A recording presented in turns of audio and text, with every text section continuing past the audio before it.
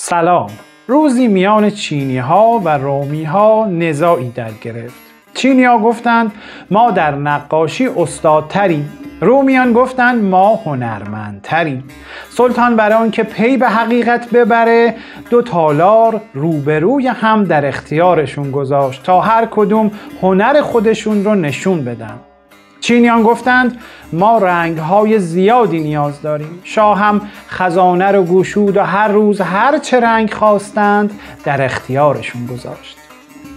اما رومیان گفتند ما به رنگ نیازی نداریم. کار ما چیز دیگه ایه. کار ما پاک کردن، بیرنگ کردن، کار ما زدودن زنگاره. و شروع کردن دیوار تالار رو صیقل زدن تا اونجا که مثل آینه‌ای صاف و روشن شد.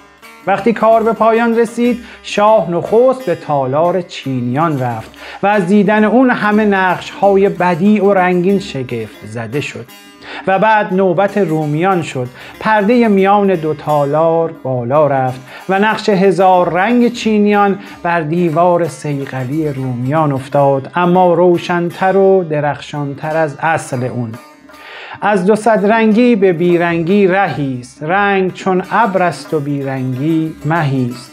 و ادامه میده مولانا که رومیان آن صوفیانند ای پدر، لیک صیقل کردند آن سینه ها پاک از آز و حرص و بخل و کینه ها. و اینجاست که در گنج معنا رو مولانا باز میکنه و گوهری به ما میده. میگه نور الله در بی نهایت طرح و نقش و رنگ در آسمان ها و زمین متجلی شده. اما چطور میشه اون حقیقت بی صورت، اون بی نهایت ازلی و ابدی رو دید؟ مولانا پاسخ میده، میگه تنها با دلی صاف چون آینه. و اون موقع وقتی نور درخشان الله به دل بتابه شعله عقل در برابرش کم فروغ میشه، گویی خاموش میشه. راستی اولیای الهی همین طورن. اونا از سطح و قشر علم گذر کردن، اونا به عین الیقین رسیدن، اونا به دریای آگاهی پیوستند. و مولانا در پایان میگه اهل صیقل رستند از بو و رنگ، هر دمی بینند خوبی بیدرنگ.